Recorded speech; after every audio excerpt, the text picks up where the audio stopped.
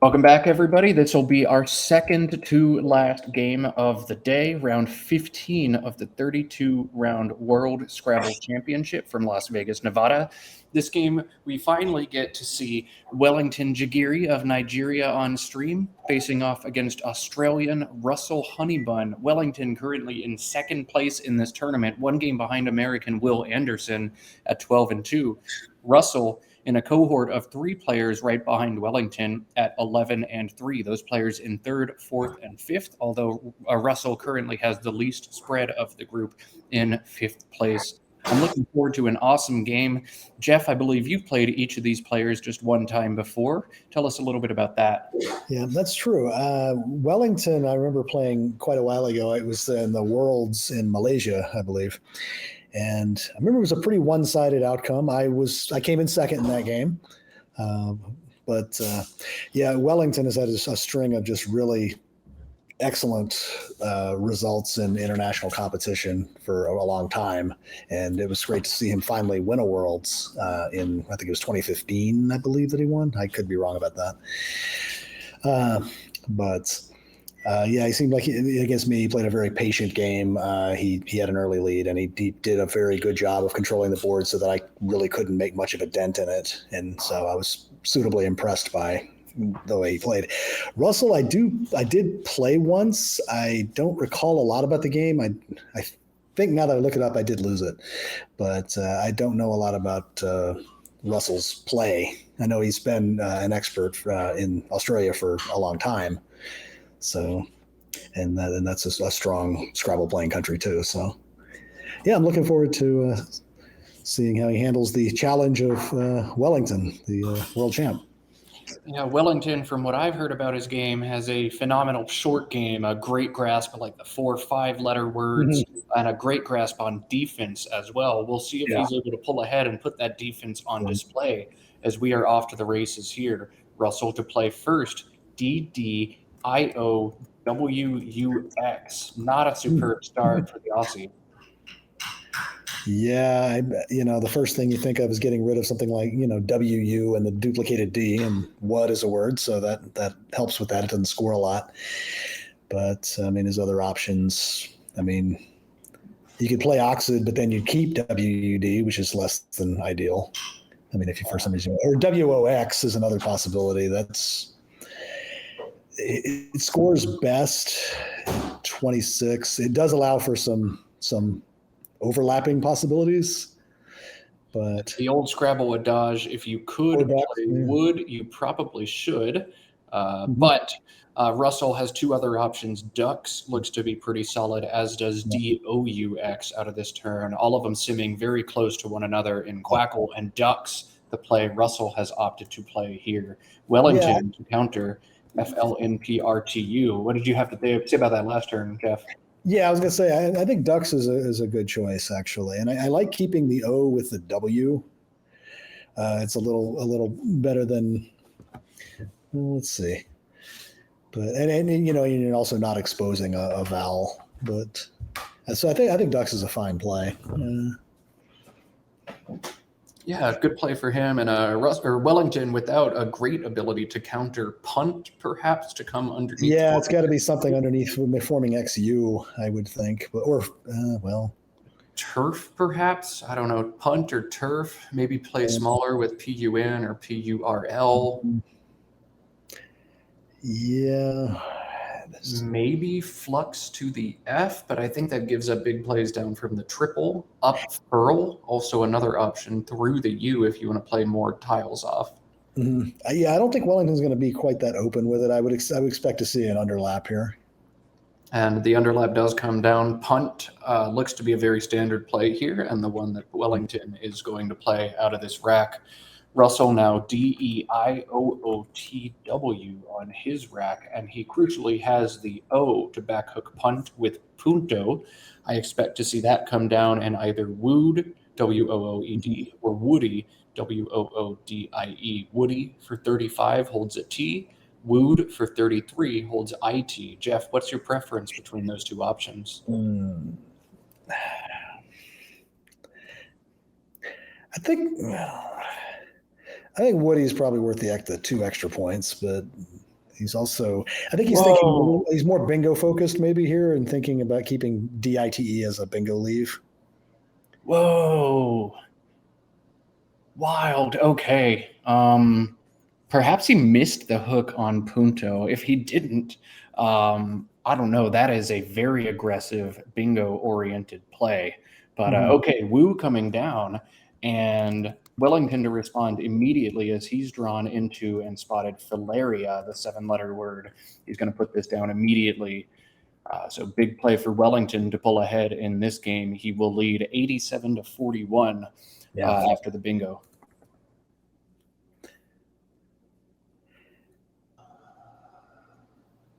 Yeah, I think Wu probably gives up too much at this point.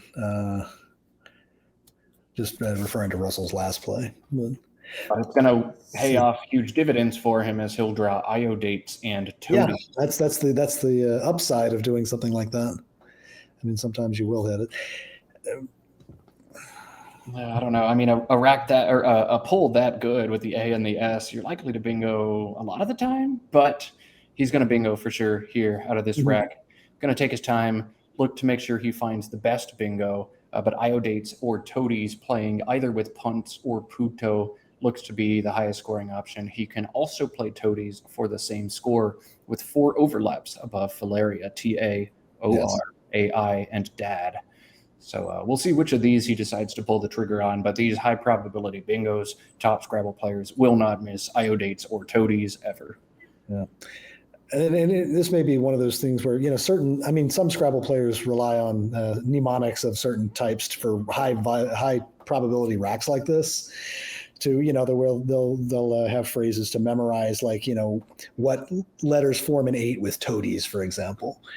But if you don't have something like that, it may take a while to sort of iterate through all the floaters here and determine, okay, I don't have it through here. I don't have it through here. I need to put it here. So, I mean, it's different approaches that players take, to make sure that they're seeing all the possibilities when you have a promising rack like this. And I would expect Russell to find the best bingo here, or one of the best bingos. Yeah, 4 different options playing for 75 points in a Punto bingo, in a Punch bingo, and the 4 overlap. Always afraid to leave that F exposed, that I exposed for X bombs and Q plays as well. But when you got the bingo, you got to play the bingo. Yeah, I mean, it scores enough to, outweigh the other concerns. That doesn't make them any less concerns. It's just that, the 50-point bingo bonus often supersedes other factors that it doesn't always, but that it is the default that, for the most part, when you have a bingo, you'll typically choose to play it. That F is going to yield opportunities for Wellington. He'll have Frigid to play out of this rather inflexible rack, scoring 39. That's pretty solid. Firk, F-I-R-K, also an option from the F. And I don't think we're going to see that F obstructed by Russell's bingo. I think you might want to play. I'm sorry, go ahead. I was going to say, I think you might want to play Frigid just to keep the K for one of the I's, the hot spots next to I's in Filaria, because you could form KI and. Well, or like maybe, or KA, I should say, or something starting with a K, or using a K. That could be a reasonable scoring spot for him. And here it comes, IO dates. Yeah. The play Russell elects to make here will put a D at the end of a triple or double line, perhaps a volatility he wants. But IO dates the play, and Wellington now DGIIKRR. Again, Frigid and Firk options from the F, and Wellington immediately coming down with Frigid. That, to me, looks like pretty hands down the best play. Wellington agrees, and he's playing it right away. There's some extensions to Frigid that could come into play at some point, like Frigidity or something like that. Yeah. It's something that may bear watching a little later, depending on what people draw. Frigidist, likely also to be good, right? Frigidist and Frigidity, both. Those are the ones. Yeah. All right, neat. Well, we'll see if either one of those comes into play. Both Y is still unseen, so Frigidity rather likely. The Frigidist maybe not worth it to play off the S. Russell taking his time. You can see he has not put the tiles on his rack. Players like to focus, make sure they track all of the plays that have been made before they start thinking about their next turn. You'd hate to make a mistake tracking your tiles, leading to a mistrack situation at the end of the game. Okay, AFIINTZ, the pull here for Russell. That Z, again, very, very strong in this game, but doesn't quite have the right floater. Both of the triple letter scores exposed by Filaria force you to put a letter above I, ZI invalid. So still have good scoring opportunities. ZT or Zati to the left side of IO dates both play for 47, as does Nazi in that spot. So Geoff, Ziti, Zati, or would you perhaps hold one of the vowels back and just play Zit or Tiz in the same spot? Yeah, I would probably take the extra points. Let's see. We already have a bunch of I's down, so that might tempt me to keep an I. But that would lean towards something like Nazi, but or even just let's see. Yeah. I think I like Nazi best just because, as we discussed, the frigidity spot still possible. If I can hold IT, that's a good point. That's another consider. I mean, it's unlikely you'll get a Y, but you might. You're turning over 4 tiles. It could happen.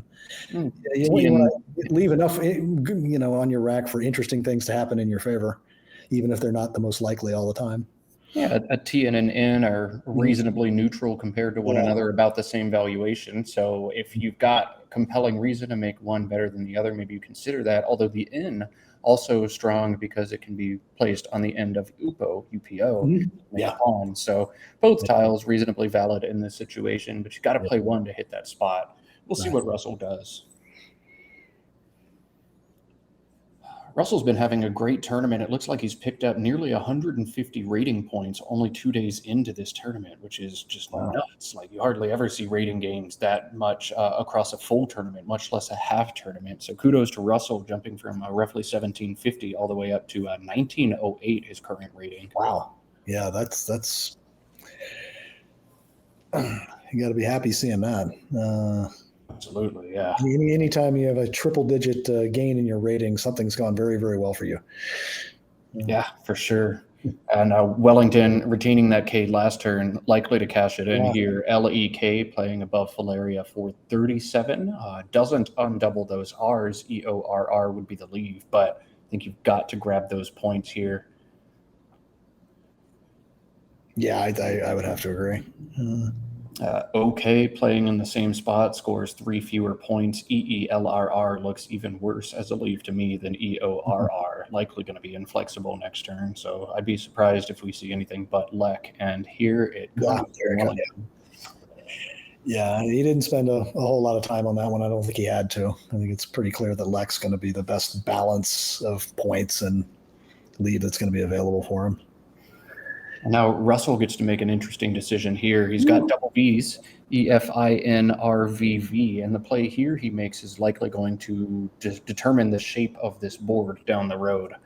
As Wellington appears to have dropped a tile, it's been recovered. Okay, great. VIVER plays down to the ER, just exposed by Wellington. That scores 22 and holds EFNR. The same 5-letter word plays beneath Woo, WE and OR for 7 more, 29 points holding FN. That opens this board up rather significantly long-term for bingo options. And there's also the option VERV, VERVE, through the VR or ER in Lek, which will also string open bingo lines and opportunities to play. So it looks like he is going to play VIVER here, taking his points, keeping bingo lines available for him. I like this play. What about you, Geoff? I do too. Yeah, I think that of the available choices, I mean, it opens up sort of a new quadrant of the board. It scores well. It deals with both V's, which are very problematic tiles, and inflexible tiles. So, and it gets into the bag, with 5 shots at a blank or other things. So I think there's a lot to like about that play of Viver. Yeah, and Russell ahead on the Nigerian 192 to 163. Wellington EGNORRT now. Got to decide how many of these bingo prone tiles he wants to keep. If he really wants to shell out for a bingo ROLAG through the L and exposed by Lek, plays for 16 points but holds ENRT, a great leave. If he wants to play a little bit longer, Govern through the V in VIVER plays for 24. Geoff, in this situation, are you looking to play Rolag and score or hold bingo tiles, or play a little bit longer with Govern?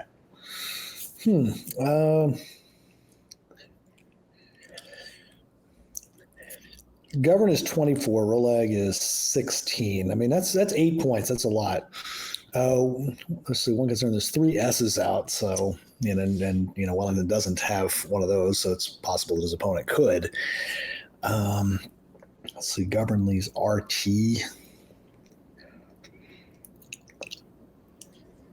Maybe another play Ergo from the E and IO dates if you're looking to fish a little bit, open this board up. Ergo scoring 15, ENRT also there. Yeah, I mean, that's probably closer to what I would do, just because it opens up stuff in different parts of the board, and so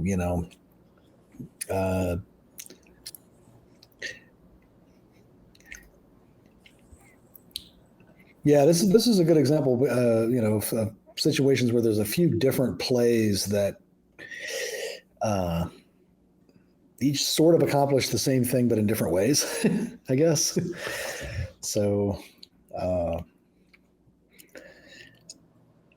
one thing about, I guess, something like Rolag, it doesn't really create a lot of new openness on the board, if that's your goal. So Ergo may be a little better for that reason. Yeah, this is tough. Wellington's got to decide what he wants to do with this game. He is down 29 points, and he won't be able to score 29 points on this turn. So he'll still be down. Play will pass to Russell. So Russell ahead at least a tempo and some points. But are you concerned about that yet? Are you okay with this board staying tight? A tough decision to make. Yeah, I mean, you'd want to see, Wellington do something to. I think he's gonna. Oh. Yeah, this is a more of a defensive idea here for sure. He wants a blank. He really wants a blank. Yeah, that's almost that seems very turnover-y, I guess. Well, I mean, returning 6 tiles, kind of by definition, it is. But wow, that's interesting though. I mean, it does make the board, depending on what Russell has, but.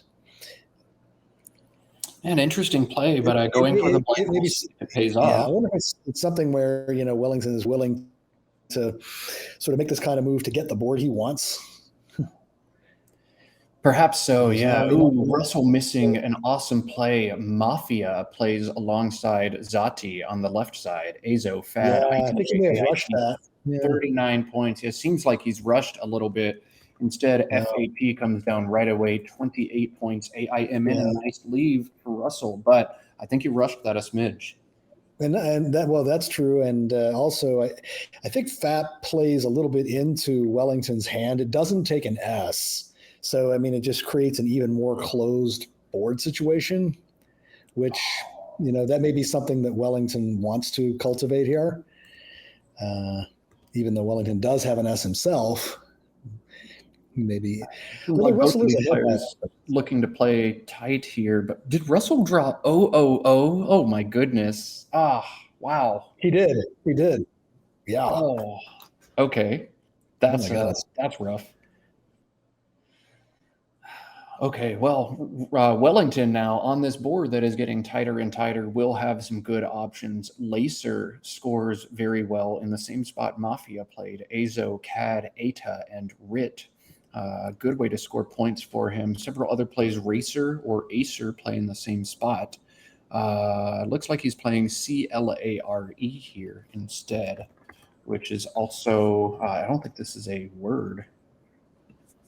Yeah, wait a minute. CLARY is CLARO, but interesting. We'll see if... holding, grabbing his head and staring at the ceiling, shaking it. Yeah, it's hard to challenge someone who's a world champion And this is an uncharacteristic mistake from Wellington. Yeah, I'm really surprised to see this. Especially, like you said earlier, I mean, he's probably known as someone who's very strong on like intermediate length words like this. Wow. Okay. Very interesting. So Wellington to lose a turn, and that would bail Russell out of the abysmal 000 pool he's just drawn. Yeah, that's. You'd like to blame stream jitters, but Wellington absolutely no stranger to playing on. Yeah. He's this is not his first rodeo. I mean, it's hard to be. I mean, no one's infallible. Anybody can make word knowledge mistakes from time to time because there's so many words, and I noticed Wellington played that pretty quickly. I don't know that he normally does that, but maybe he was sure of what he saw, or I mean, I really couldn't say why. But he does have a 7-letter bingo on his rack, CARRELS, currently unplayable. I sincerely doubt this was a deliberate phony waiting for a spot for that. I think it might have just been a small mistake. But Russell, able now to get rid of some of these clunky tiles he's drawn, had the potential to play 0-0 with IO and Zoo. Yeah, I was wondering kind of why he didn't do that. Especially because he could, because he knew that Wellington had Lacer on his rack and could play it. Yeah, so right. IO and ZOO would have taken that out, although it would have opened up a lane, I guess, and maybe Russell didn't want to do that. But Lacer does have one front hook, just the P. Both Ps are played, although both blanks are still unseen to both players. Russell now drawing into Manihot, MANIHOT, but both players keeping this board very, very tight. It will not play. Yeah, he'd have one if he had a floating eye, but he doesn't. Not in the right spot. So. Oh, Hymation, yeah, very good. So, Wellington is... We're challenging Lacer now, too. Oh. Okay. So that'll be a nickel to make the play 40. That'll make the score 222 for Wellington, 231 for Russell, as Russell still Manihot on his rack. So Wellington picking up 5 points after losing a turn on a 5 with the same 5 tiles. If Russell wants to keep this board tight, he has a great option to do so. OHM plays beneath Filaria, LO, LAH, and ERM. And I don't know, we're just kind of in a stare down at this point. You open it. No, you open it. Neither player wants to. Both blanks unseen.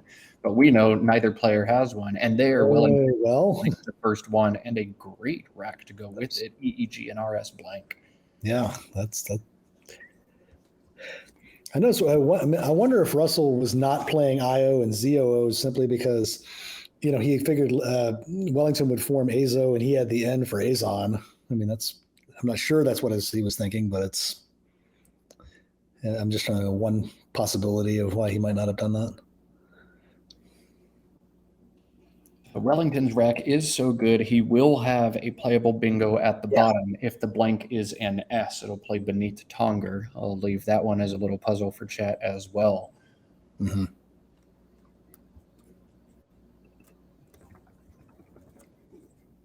Russell, you can't be expecting a bingo from your opponent after a 5-tile play on a board with this shape, but it is in the cards for Wellington unless it gets blocked.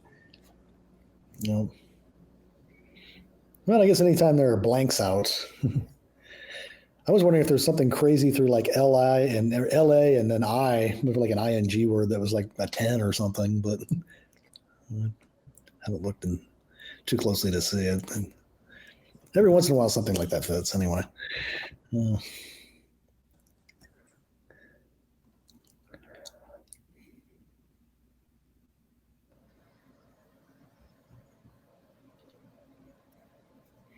No, I think the word I thought played for Wellington was expurgated, so no playable bingos for Wellington out of this rack, actually. Yeah.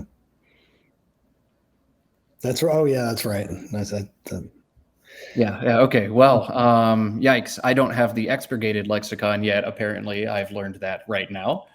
Now I know, and we'll have to find that to get my Quackle updated. Cool little science word for Russell. Thalami, Thalami, plays through the LA. Again, the way we've seen both of these players play, I don't expect to see that come down. I think OHM does exactly what Russell looking to do. Yeah, I mean, it seems like both players are playing very closed in general. Yeah, neither, each one wants the other one to open up as their racks get better and better. I love these games. You open it. No, you open it. No, you open it. Mm-hmm. Yeah, I mean, you see that in college. I think you may see that even a little more in TWL, where you have a lot of more defensive board shapes. But I mean, then again, the games are a lot more alike than different. So, I mean, you'll see a lot of the same sort of themes and skills come into play, no matter which lexicon you play with.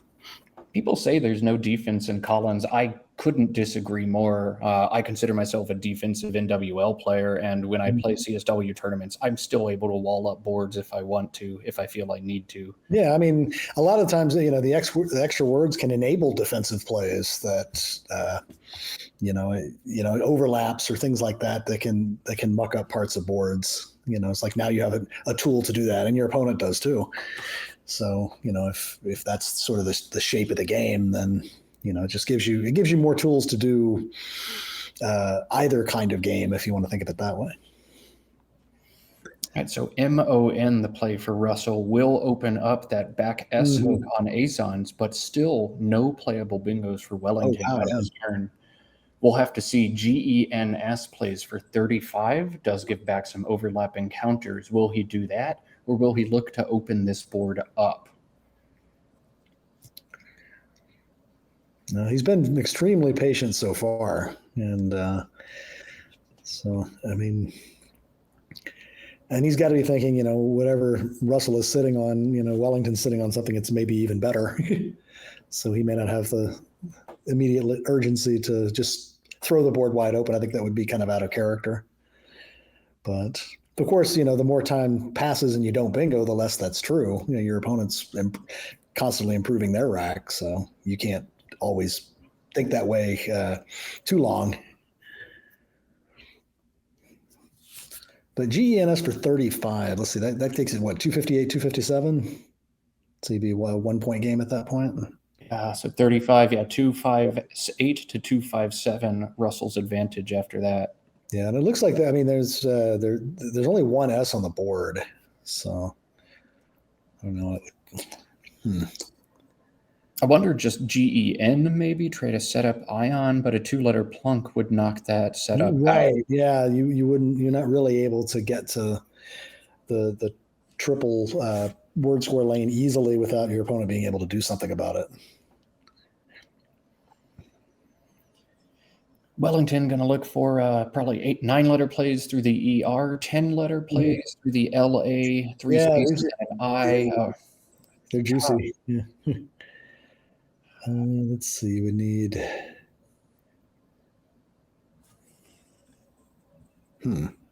Did you already look and see that there wasn't one? I'm sorry. I don't know if I heard that. Yeah, I've run it through Quackle. There are no playable bingos, but Russell doesn't know. Wellington doesn't know that. He's going to take. Right. Yeah. And this, if he has the time, sure. Because those are pretty ripe given the high probability tiles he has in his rack in addition to the blank. But.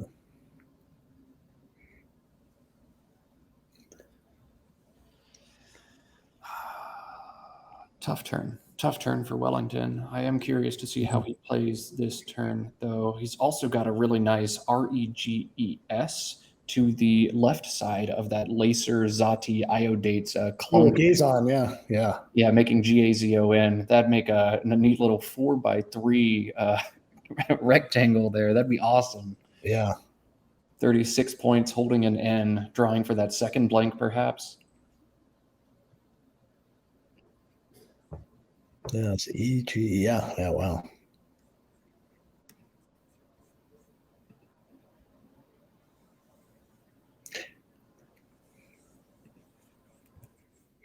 Yeah, I'm not sure I could see an obvious reason not to do that.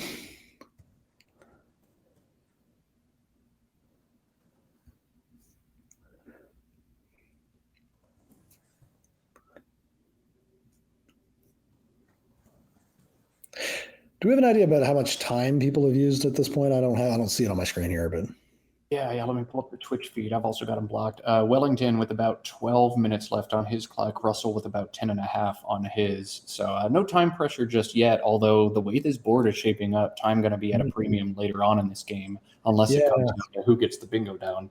I was thinking, especially, like in a pre-end game situation with a close score, you want to reserve a lot of time for that because, just you have to consider so many different dimensions of the position, and it gets really complex. So. But Wellington has a lot of reason to think about this one too. That was a really difficult turn. It's just Wellington, as we said, excels at this kind of game, or at least that's been the reputation that he has. So I think we're going to see a thoughtful play here. I'm sure. I think GENS. He is going to go GENS. Okay, yeah, that goes along sort of a closed board theme too. Yeah, absolutely. And Russell now. Yeah, and if Russell opens, Wellington is drawing to ER blank, which is very strong. One nice thing that could happen is if Russell, or for Wellington anyways, if Russell decides to just open something like the bottom or right side triple word scores, Wellington could pounce, by getting a bingo that doesn't give back another line.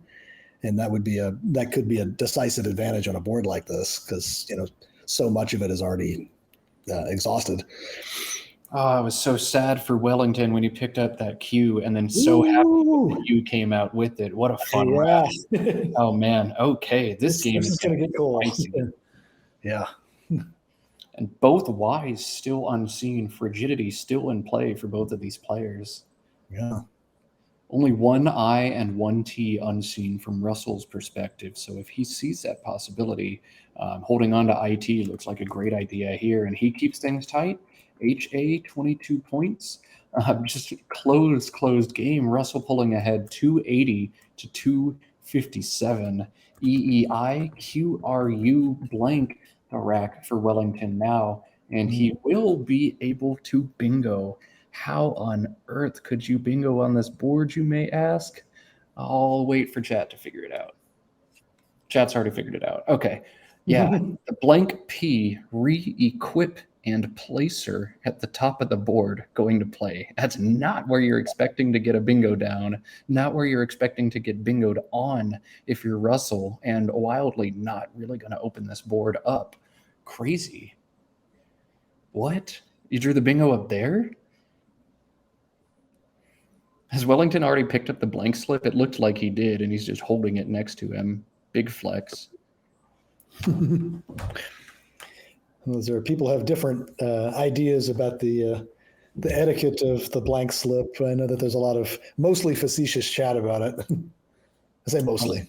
I don't have a strong opinion about it myself, but yeah, it's coming down. Wellington saw it as expected. So. Look at Russell's face. It's just like, are you kidding me? He's taking it stoically, but you could tell. Yeah. Man. Russell himself is pretty close to a bingo, but with that B, that kind of ruins things a little bit, and he doesn't really have a place to do it so much either. To play a bingo, so he's going to have to find some way to open up again.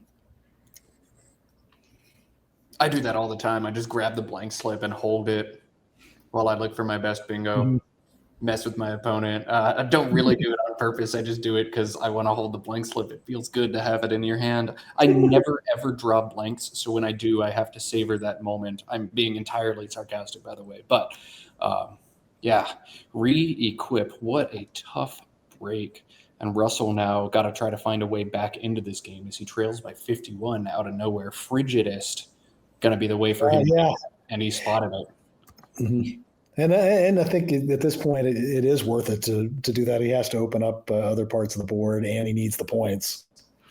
But Wellington going to score just as many points back. He has Cleome above re-equip for 42, and that's going to be a killer. Russell needs a blank on this pull, I think, to win this game. Mm-hmm. Yeah, I mean he can't. A 70-point bingo probably won't get him there. He needs something from the T, probably. From the S, from the T, I think. Yeah, it's got to B's be. not going to help.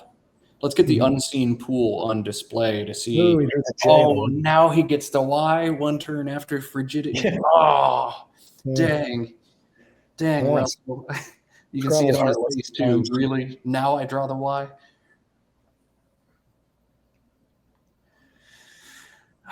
Okay. So Wellington sees CELOM, a Cleome, a slightly better version of that play. But looking at the pool, I think it's a slightly worse version. Russell has, through the U, he has some lucrative plays with those high pointers. So that might help get him back into it. Oh, yeah, he does. That could help as well. Yeah. It looks like that's going to throw a lot.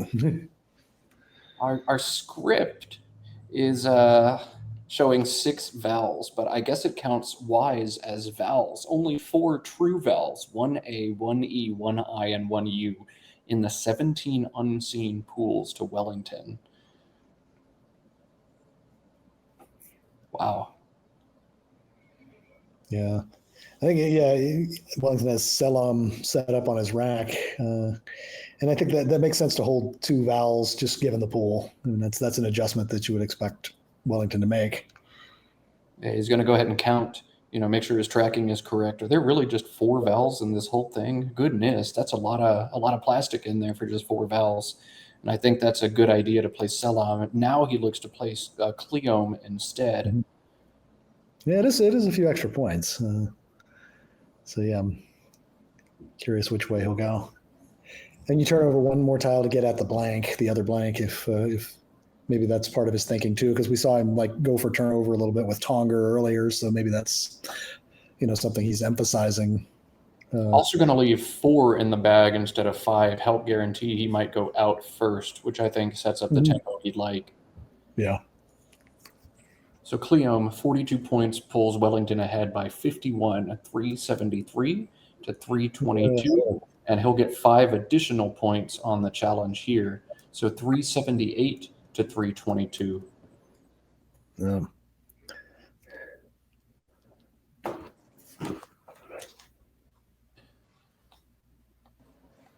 Does Russell have Bungy, Bunjy? He does. Okay. Yeah, that's what I was talking about. It was that, I mean, assuming that the U wasn't blocked, Russell's going to score a lot. Wow, that's actually going to pull him ahead. Bungy for 75. That's a bingo, basically. So, yeah, it looked like a rough draw for him because, we were thinking he had to bingo. But if you have just the right letters. Our unseen pool does not look to be correct. I think our blank has wandered away there, but Bungy for Russell will empty the bag but put him ahead by 19 points in this one. Wellington has drawn the blank and one of the last 2 vowels in that bag, the U. This is going to be a spicy one, folks. I know that much right now.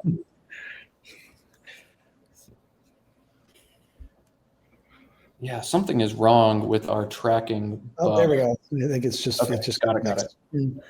So okay, Wellington has an A. Right.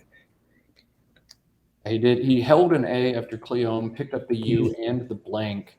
Bungy is going to put Russell ahead by 12, but Wellington at the bottom of the board threatens Swabby. SWABBY from the S. That'll score 42. He's also got Subway using those same letters if he's looking to score an endorsement. But both of those look to win the game after Bungy. Yeah, I mean, it's kind of unfortunate from Russell's part that he's not going to draw any of those midpoint tiles after this. I mean, out of the bag. Well, let's see, Bungy, he's keeping an H, so there's maybe he finds a way to score a little bit with that, but I don't think it's going to be enough to outrun the options that Wellington has. Yeah, if Bungy with a Y comes down, Russell's last rack will be ADEHIST. Mm-hmm. Perhaps looking to play Bungy with an IE instead, see if that gives him the better pacing that he's looking for. But I don't think you can do that in this situation with so many consonants. Well, yeah, I think that the chances are from Russell's perspective that's going to turn out badly. more often than not. So Bungie looks to be a clear, obvious play, but because Wellington's drawn that second blank in this game, he'll have the firepower he needs to win this one. Yeah. A couple bad beats by Russell. I'd be a little bit tilted after this one. Really, you bingo with a blank P ending. Your word ends in a P. And then, sheesh, right after that, frigidist, I have to burn the S, and then I draw the Y. No way. Okay. Oh, he is playing the IE. He's playing it with the IE. I didn't run that end game through yet, but I can't imagine that's going to win for him either, as he's going to get in some consonant trouble here. Wellington is still threatening Swabby at the bottom, and now Russell will have ADHSTY. Yeah, Wellington with a number of wins, including Swabby, out of this situation, but Subway no longer wins as it allows Hasty back.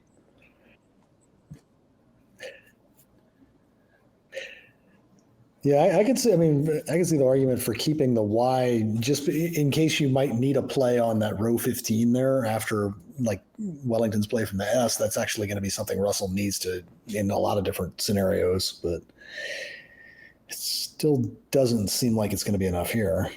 Russell looking for the blank. Yeah, but we know it's not there for him. Yeah.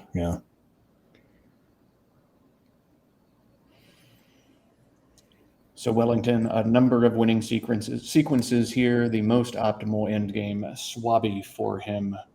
But BAWN underneath re-equip. Holding UY blank also appears to win for him. Several out in two sequences seem to do the trick for him. Yeah, I mean, Russell can't go out right away, so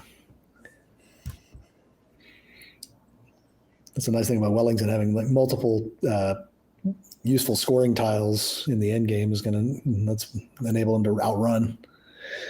Wellington has set up Subway here, and I think he's counting what's going to happen if he makes that play. But Subway, 44 points, holds the blank, should lose Dashy or Hasty underneath. Will it win?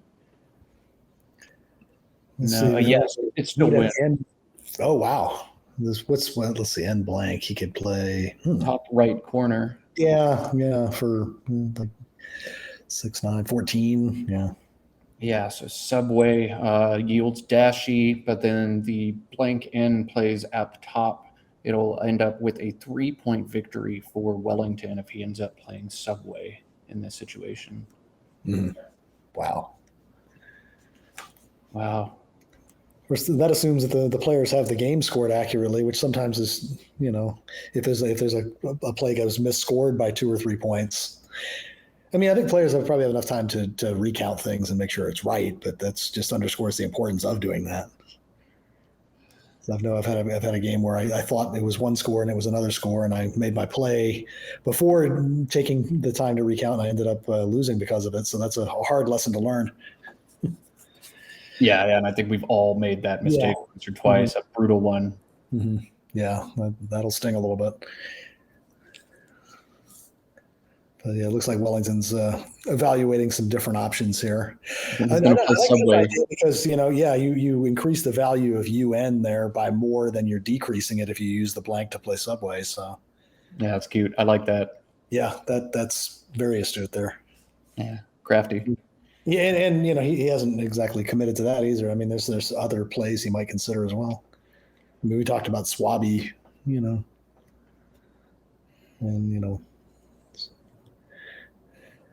Yeah, you just want to make sure, though, you hold on to win. Again, it is against the rules to meddle in a game, at least as far as scoring is concerned. So we are not allowed to text or consult these players in any way to make sure the score is correct. Our team on the ground could not correct a scoring error. None of us at home can text either Russell or Wellington to notify them as well. So I'm not saying there is a scoring error. I don't know that there is. I don't expect there to be one. But we could not meddle in that affair, even if we did see it. Yeah, in that case, that's true.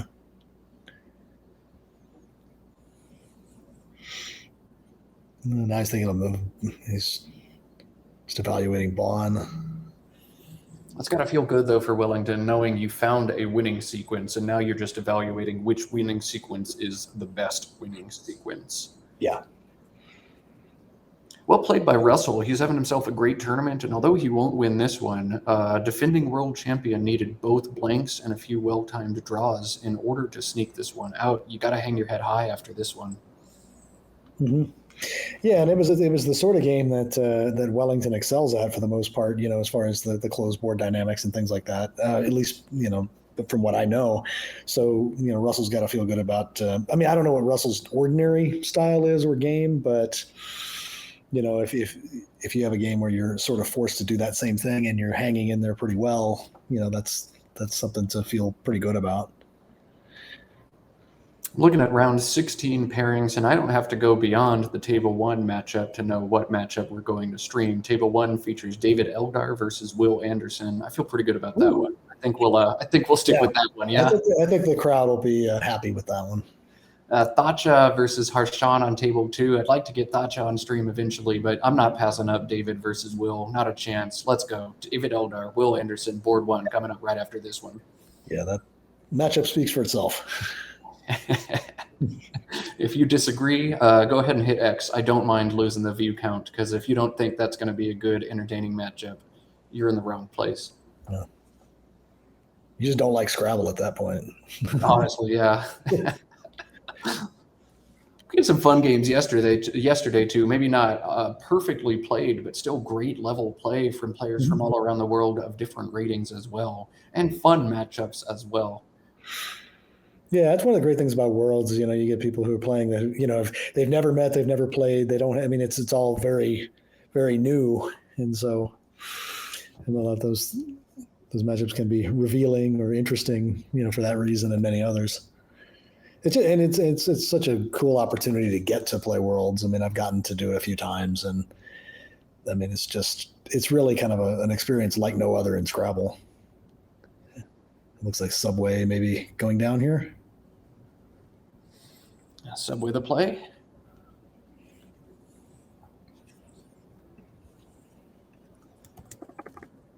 $42 points for Wellington, puts them ahead at 420 to 391. We'll see how chat feels about that score. Russell now 44 points for Dashi, or sneakily 43 points if he chooses to play above Subway instead of beneath it, forming Orts, OH, and NY. That's dope. Oh, you know what? They're both 44. Show us the style, Russell. Show us the style. Dashi on top, not underneath. Do it. But neither one will be enough to outrun GU and UN in the top right corner, as this game is Wellington's. Yeah, it's just a lot of times it's a matter of the way the tiles fell in the end game. If it's a little bit different for each player, it might be enough to reverse the result. So it's very small things can flip a game, both from the perspective of what comes out of the bag and the choices that players make.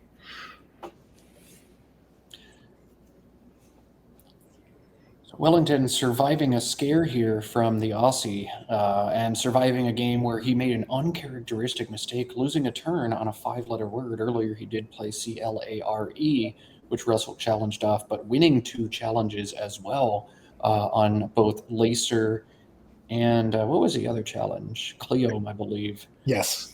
And that proves to be, I think, the difference in this game, right? Dashi's going to come down 435. UN is going to be 20.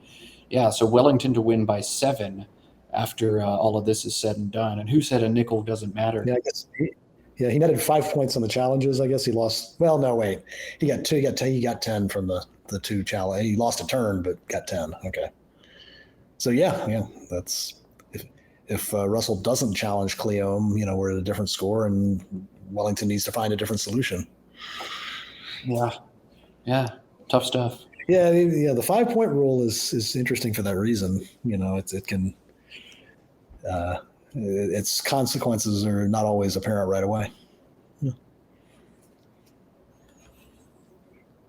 Russell, of course, going to take his time, do his diligence, but us at home know that he's sunk.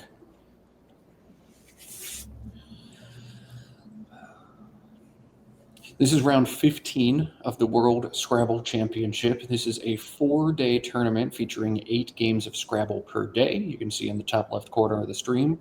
Day 2, almost complete. We will have one more matchup after this. As I alluded to previously, that will be Will Anderson, probably the strongest player in North America right now, versus David Eldar, perhaps the strongest non-Nigel Richards player in the world. I am so excited to watch that matchup. Once again, I am joined by Geoff Thevenot, expert CSW player from the Chicago area. We're excited to give you one more game. We will take a brief intermission when this one is said and done, but we'll be back with more Scrabble action shortly thereafter. And we do have the overhead mic. I'd love to hear the thoughts from these players. Don't know if Wellington or Russell are one to share, but we'll do our best to hear if there's any kind of post-mortem once Russell goes out, or rather Wellington goes out. Russell can't do that here.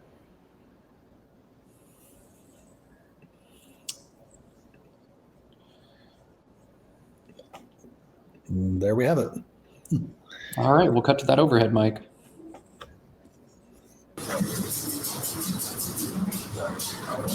440, 240. Yep.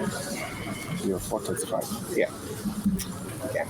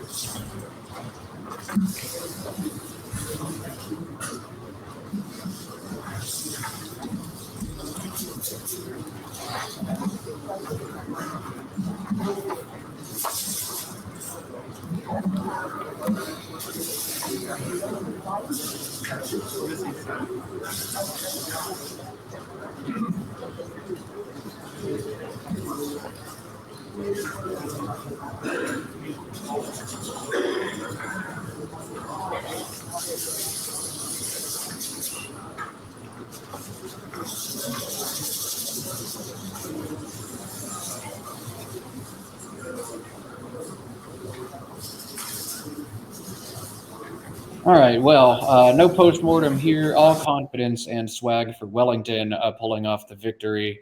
I always feel a little bit dirty when I lose a turn and win a game anyway, so perhaps Wellington knows he's dodged a bullet. Now, even though I feel dirty, I think Geoff knows more than anybody. I do it all the time. When I lose a turn, I'm about 100% to win the game.